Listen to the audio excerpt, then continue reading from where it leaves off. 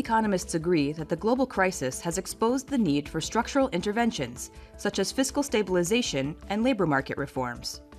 Many politicians fear electoral defeat if they try to enforce such measures. But is this a legitimate fear? And if not, why are these policies so politically difficult?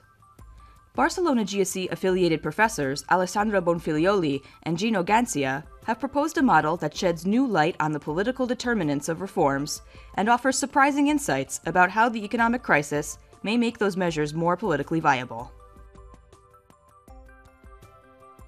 We propose a model that can explain why governments are reluctant to adopt costly policies, even when they are believed to be beneficial. Now, an example of policies that we have in mind is fiscal stabilization, which imposes a cost in terms of increased taxes and reduced expenditure, but leads to lower debt and higher prosperity in the future. Or similarly, we can think of labor market reforms, which may increase unemployment on impact, but then it should lead eventually to higher flexibility and lower unemployment. Now, politicians may be afraid of adopting these policies because the benefits often materialize after election and then it's too late. The key assumption to explain this behavior is imperfect information about the ability of politicians and their policy choice. These induce people to base their votes on economic performance and hence re-elect the incumbent if the economy is doing well. Politicians are aware of this, and therefore they refrain from adopting costly measures to try to improve current conditions. Note that rational voters cannot be fooled.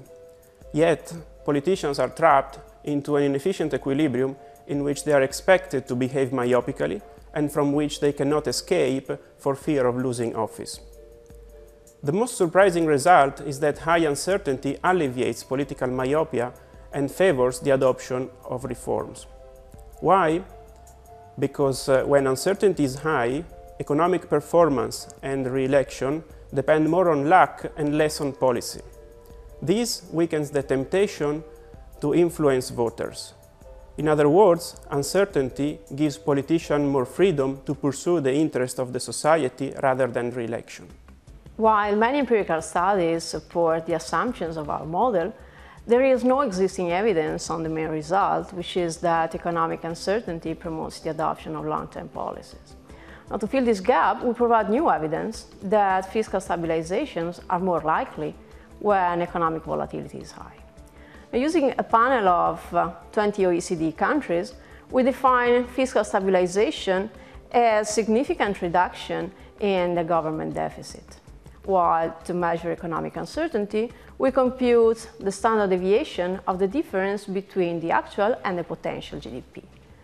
Now, the graph summarizes our main findings. It plots for each country the number of fiscal stabilization against the volatility over the entire sample period. The red line represents the positive correlation between these variables, which suggests that countries that experienced higher volatility also adopted more stabilizations.